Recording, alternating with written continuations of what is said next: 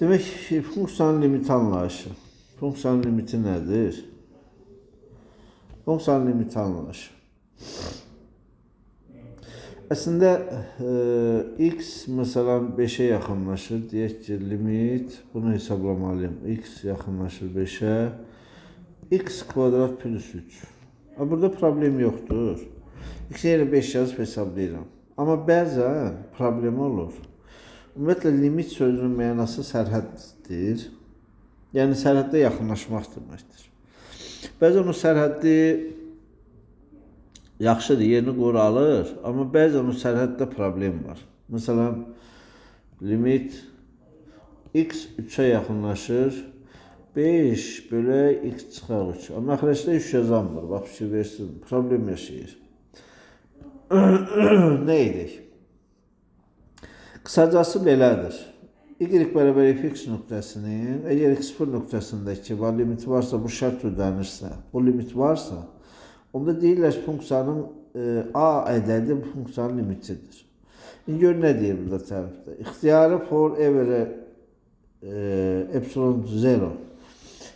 İxtiyarı müsbət epsilon ədədi. Bax, ixtiyarı işarəsi budur, bax. İxtiyar işarəsi budur. İxtiyar müsbət epsilon ədədi üçün elə müsbət delta var ki, fx minus a kiçik epsilon şərti 0 kiçikdir, x minus x0 kiçik delta olduqda ödənirsə, kiçik delta olduqda ödənirsə, onda bu a ədədinə fx funksiyasının limiti deyirlər və belə yazırlar. Limit x x0'a yaxınlaşanda fx bərabərdir a-ya. Və buna deyirlər a ədədinin funksiyanın limiti. Əgər x x0'dan böyüksə, onda buna deyirlər sağ limit. Və buna görürsən sağ limit. Sağ limit. Və burada da olmalıdır range. Əgər funksiya bu x x0'dan kiçik olan vəziyyətdə olurlarsa, buna deyirlər sol limit, left. Sol limit və belə yazırlar x0 minus 0 kimi. Tamam mı? Əgər funksiyanın nöqtədə limiti varsa, sağ limit, sol limit bərabərsə hamısı bir-birinə, sağ limit amma a-ya bərabərdir, sol limit də bərabərdir, ola bilir belə. Onda funksiyanın limiti a-dır. Bəzən sağ və sol limitlər bir-birindən fərqli olur. Onda funksiyanın həmin nöqtədəki limiti yoxdur deyirlər. Deməli, nöqtədə limitin varlığı üçün onun həm sağ limiti, həm də sol limiti olmalıdır, həm də bir-birinə bərabər olmalıdır. X müsbət sonsuza yaxınlaşan vəziyyətdə də ola bilir bu limit. İndi burada neysə bir sözlər deyir, izahatı tam aydınlaşdırır və izahat belədir. İxtiyar müsbət epsilon ədədinin en böyük 0 bu şərt ödənirsə, onda deməli x, görürsünüz, modul x böyük M yazıb, yəni x müsbət sonsuza, x sonsuza yaxınlaşan vəziyyət. Burada deyir, x bərabər 3 olanda bunun qiymətini hesablayır. Limitə keçirəm. Necə eləyib bunu bəs?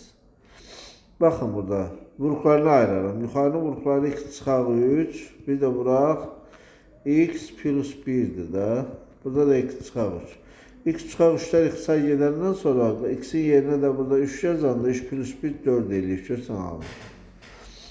Bir də bir şey var burada. X sonsuzluğa yaxınlaşanda 1 bölü x ifadəsi 0'a yaxınlaşıb. Şimdi bunun yerinə 0 qoyub. Bax, ona göre cevabı 1 alıb. Deməli, funksiyanın limiti 1'ə bərabərdir. Sonsuzluğa gedəndə. Limit teoremləri görək nədir? Ya bu, ya bu. İpsil limit varsa, exercise içi olmur. Həmişə deməli limit var deməkdir. Bu cür olanda önümdən böyük olanda funksiya sonsuzluğa gedir, amma limitin o deməli bu funksiya, bu şərt ödər. Buna deyirlər qeyri-məhdud funksiya. Buna isə deyirlər məhdud funksiya. Yəni fx funksiyası kiçik bərabər m şərti ödənirsə, buna deyirlər məhduddur. Bu qayçı teoremi deyirlər. Əgər Jx'in və Hx'in ikisinin də limitləri bərabərdirsə, onda ortadakı funksiyanın limiti də bir-birinə bərabərdir. Sonra sabit vuruq limit işarəsi xaricinə çıxa bilər. Cəmi və fərqin limiti limitlərin cəmi və fərqidir. Hasil üçün də doğrudur. Nisbət üçün də doğrudur, amma gərək məxrəc sıfır olmuyor. Qüvvət üçün də doğrudur. Bu sabitin limiti sabitin özünə bərabərdir. X a'ya yaxınlaşanda x'in limiti el a'nın özünə bərabərdir. Tamam mı? Sonra nə var görək? Müxtəlif teoremlər var. Bunların hamısını bir izah edeyim hamısını. Uzundur biraz. Limitləri hesablayıb fikir verin. Hamısında ayrı-ayrı limitlər yazıb və hesablayın. Çünki burada qeyri-müəyyənlik yaradan heç nə yoxdur. X 4'e yaxınlaşır, məxrəc 0 eləmir, bir şey eləmir. Amma burada isə 0/0 şəkilli qeyri-müəyyənlikdir. X'in yerinə 2 yazan, 2 yazanda 0/0 şəkilli qeyri-müəyyənlik. Nə ayırıb? Götürüb vuruqlarına ayırıb, bax. Ayırdım vuruqlarına. X plus 2'lər ixtisar getdi buradan, bax. Qaldı x minus 2 bölü x. X'in yerinə 2 yazan kimi cavab ala bilir.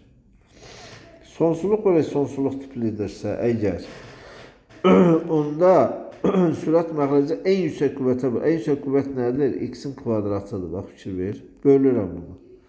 Bölüm və cavabı alıram. Burada nə olur? Burada 1 eləyir. Burada 4 bölü x qalır. 5 bölü x. Bunlar 0 eləyir, bax. Çünki 5 bölü mesela x kvadratsa x sonsuzluğa gedəndə bu 0'a gedir. X sonsuzluq olanda bunlar 0 eləyir. Bu tipli suallarda qoşma yenə 0/0 şəkilli gelir. Qoşmaya vuraram mesela. Neyin qoşmasına? Bax, sürətin qoşmasına vururum. Bax, buranın. Qoşması nədir onun? 2 plus 9 minus x'dir. Həm sürətə məxrəci vurmalıyam, kəsir dəyişməz. Sürət artıq düstura gəldi. Gördün, bu formalıdır. Məxrəc də qaldı yerində. Bunu buranı yuxarı eləyəndə burada nə alınır? Gör. Deməli eləyir x minus 5 bölək məxrəc. Burada da x minus 5 var. Bunlar ixtisar gedəndən sonra 1 bölək bura qalır.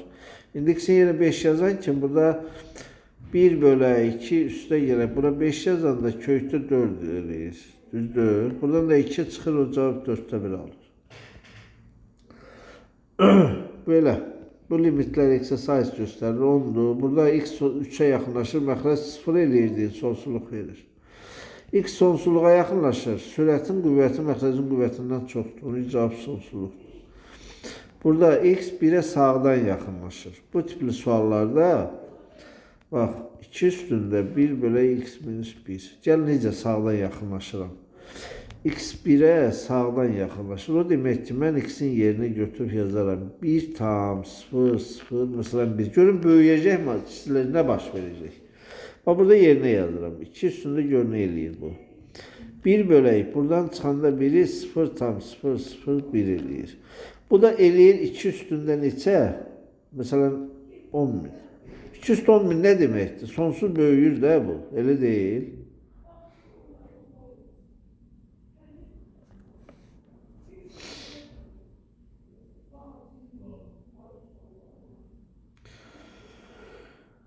Aha.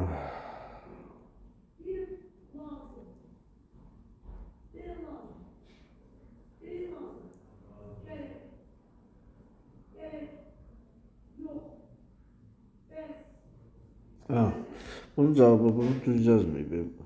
Deməli x belə olanda sonsuzluq verir. Bura sonsuz böyüyür. 2 üstündə bu sonsuz böyüyür. Bura sonsuzluq yaradır. 3 bölü sonsuzluq cavab 0 eləyir. Amma sol limitə bax. Burada bu deyən vəziyyət sol limitdə olacaq. X 1'e soldan yaxınlaşanda. Yəni bunu yerinə yazıram. 0,999 məsələn belə yazsam. Gör nə olacaq bu? 2 üstündə 1 bölək, bundan bunu çıxanda mənfi 0,001 məsələn belə qalacaq. Bu deyəcək 2 üstündə mənfi 1000. Bu deyəcək 1 bölək 2 üstündə 1000. Bax, indi bura 0 eləyir. Bax bura. Bu halda bura 0 eləyir. Bu 0 eləyəndə x'in yerinə burada 1 yazıram. Bu eləyir 3 bölək 1. Onu da 3 eləyir bu. Bu gərək sol limiti yazar. Sağı yox, solu yazar. Onda düz idi. Yoxsa o müəllimin orada səhvi var. Hə, x 1-ə yaxınlaşanda -5. Burada da qiymətləri hesablayıb yazıb. Bir şey yoxdur. Hamısında da bu qayda ilə yaza bilərik. Aha. Burada x mənim sonsuzluğa yaxındır. Gəl bunu belə eləyək də. Mənim sonsuzluğa yaxınlaşanda elə bir ki, 3-ün üstündə mənfi sonsuzluq nədir? Bu 1 bölək 3 sonsuzluq deməkdir. Elə bir burada da sinus x olur. X burada düzdür, sinus problemdir, amma sinus məhdud funksiyadır. Məhdud funksiyanın sonsuz böyüyən funksiyaya nisbət hökmən 0 verəcək. Mesela burada cavab 0'dır.